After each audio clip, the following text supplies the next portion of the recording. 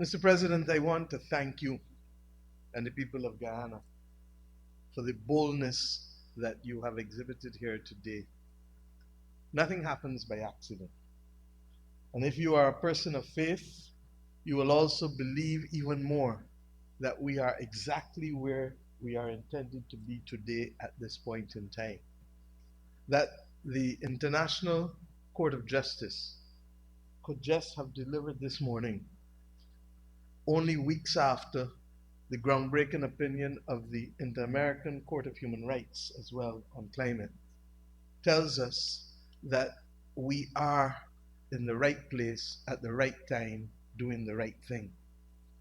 And I say so conscious that much of what we have been fighting for through advocacy has now received through these two opinions the legitimacy of the law. And while, as Ralph correctly pointed out, not every state in the world subscribes to the jurisdiction of the International Court of Justice, beyond its legal obligations that it establishes through this advisory opinion, it sends the signal of what is morally right for the world to do in terms of the settlement of policy. And I start here because for us, this has never been an issue. This is our lived reality. And for anyone who wants to know what it is like to have post-traumatic stress disorder, try living in the Caribbean or the Pacific, where for 6 months of the year, you literally go to sleep every night wondering whether a freak storm will happen, as happened to Barbados in 2021, or whether, and it led to the loss of just over 1,000 houses being damaged or lost, or whether you will face a rapidly developing hurricane, as happened 1 year ago in Hurricane Beryl, and where the people of the Grenadines, literally on the front line, bore the risk of life being threatened, and of course we know property being decimated.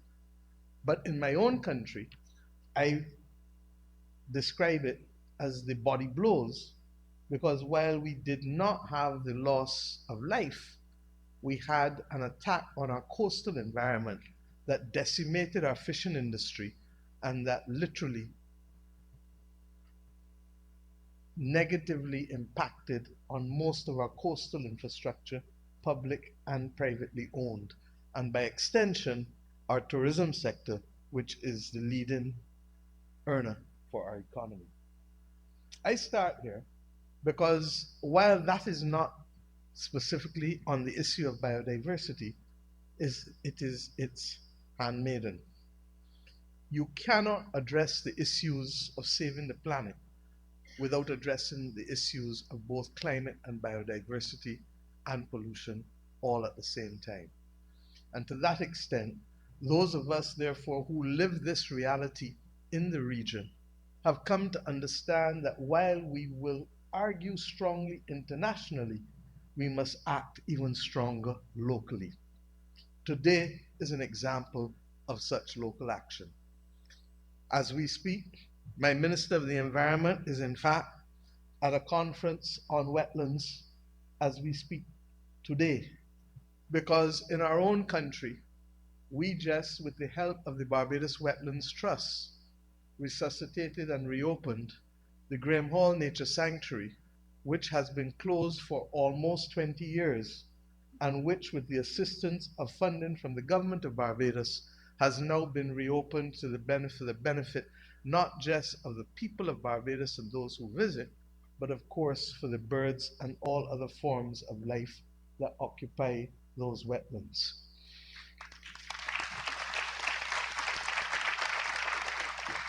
And my friends, we have done this. I did it rather, because we're now out of it, but we did this while being in an IMF program. And I say this because choices matter, and choices are reflective of who we are, and what we stand for as a people. In addition to the work of the Barbados Wetlands Trust at Graham Hall Nature Sanctuary. We are also seeking to bring back in the remaining wetlands, many of which have been destroyed, but the remaining wetlands for preservation as we go forward. We are also in the process of creating two other entities that are intended to be able to preserve our biodiversity ultimately. The Barbados Oceans and Coastal Authority will be established by an act of parliament within the next few months, the draft bill having been completed and now being presented to cabinet. And this will allow us to elevate the work that we must do to preserve our coastal areas, one from the erosion of sargassum, which is deadly on our eastern coast, but two, also from the natural erosion that is taking place as a result of agricultural runoff and other factors, and which, quite frankly, threaten what is our greatest concern, the stability of our water supply. Because if our aquifers are in fact polluted by salt water, then we will no longer be able to use those aquifers for the provision of drinking water for our people. So that coastal erosion has multiple negative consequences if we do not get on top of it. And therefore, we have determined that in the same way we have an institutional entity, and Ralph is big on the absolute necessity for institutions as a student of governance.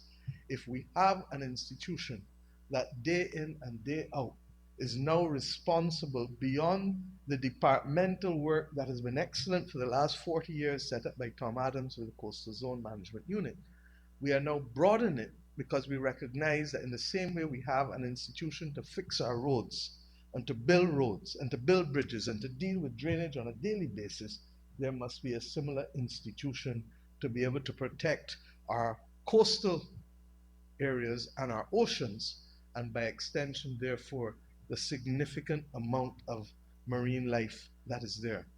Like the Dominican Republic and others in the region, we made a determination when we issued our blue bonds 3 years ago, where we did the Debt for Nature swap with the benefit of the Inter-American Development Bank and Nature Conservancy, that we would buy back a portion of our debt, and by reissuing the debt with the guarantees from those two entities, we have been able to save the equivalent of about what will be over 15 years, somewhere between 50 to 60 million US, depending on the movement of the yield of the bonds, and that money is immediately capitalizing the Barbados Marine Sustainability Trust, which will seek to ensure that 30% of our marine area becomes a marine protected area. That is roughly about 55,000 square kilometers. I say so because Barbados' land area is about 430 square kilometers. So that you begin to understand scale when we are protecting just 30%, and that 30% is the equivalent of 55,000 square kilometers. I am not the Prime Minister of St. Vincent and the Grenadines, but I believe my brother Ralph will allow me to say that his country too will benefit similarly, because while they too have limited land area, they are a massive ocean state just as we are. So these conversations, Mr. President, are not academic. They are real, and they will determine what kind of livelihoods our people will have. They will determine what percentage of our national budget must go to recovering from climate crises or biodiversity loss. They will determine what kind of national economic stability and social stability our countries can maintain.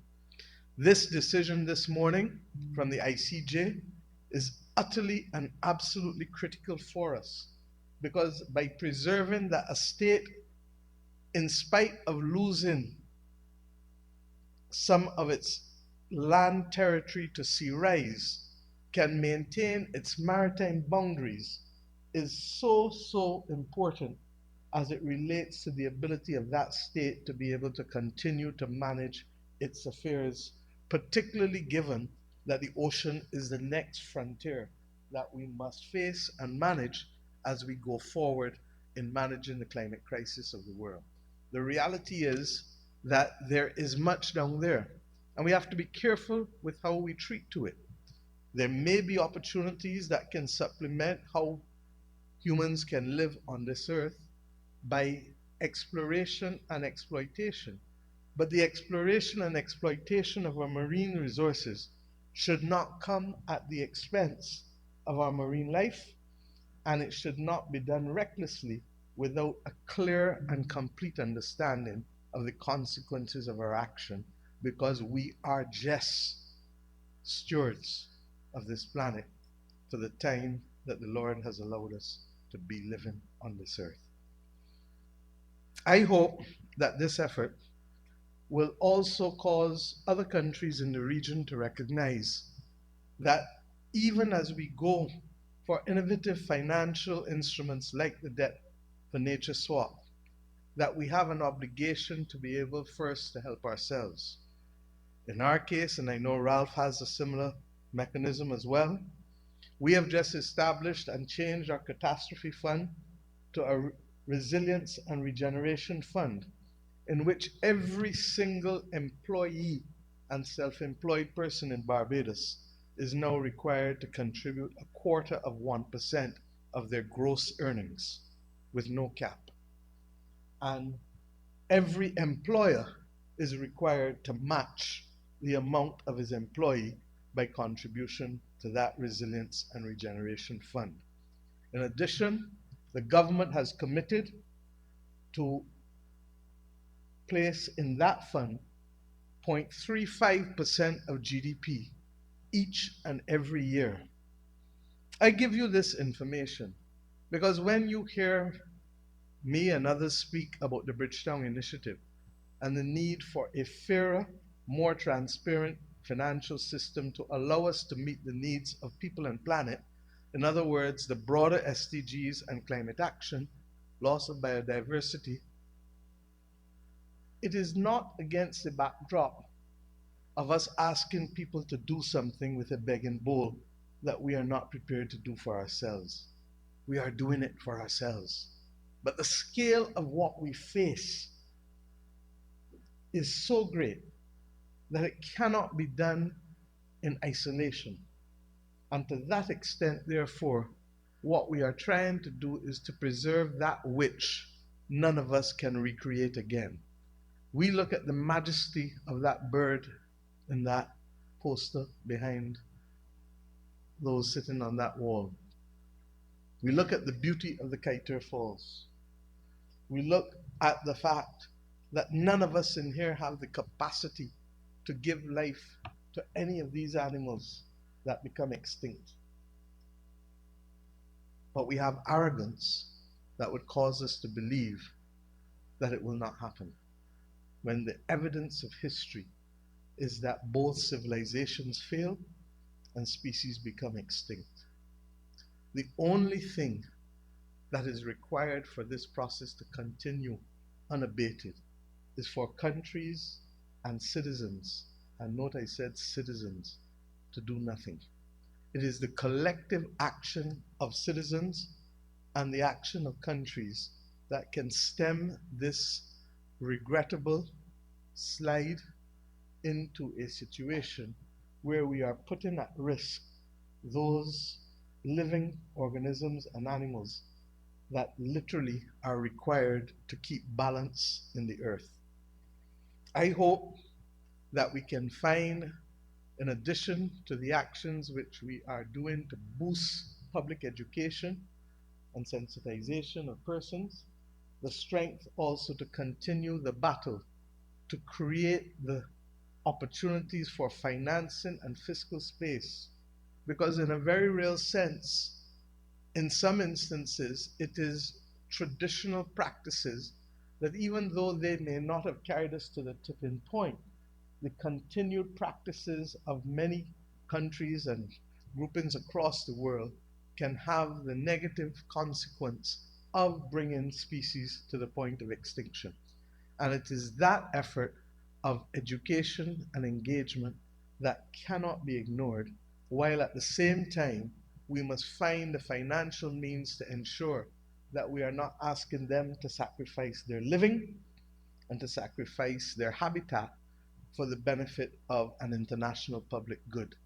If we are to agree that there are global public goods, then there must be a dedicated financing mechanism for the maintenance of those global public goods. If not, we will ensure that that a few carry a disproportionate burden that others are not prepared to carry. So, Mr. President, I thank you for this opportunity to engage with the people of Guyana, but by extension, the people of the world who see that there is merit in joining this Global Biodiversity Alliance. Our own country, we have settled our National Strategic and Biodiversity Action Plan 2020 to 2025, and we'll be renewing it as we go forward to 2030. In our country, we have also settled a few missions, 6 missions, between now and 2030. And it is of note that the first one is maintaining on our land and in our marine environment a clean, beautiful, and healthy environment without which the possibility of life, the quiet enjoyment of our environment, and indeed the prosperity of our people will be impossible. So let us bond together and ensure that our collective voices can also allow us to go where the courts, for the first time in history, have gone this morning and this month through the Inter-American Court of Human Rights and the International Court of Justice. This is the reason we are here at this time doing this business. It is not by accident. Thank you. Thank you.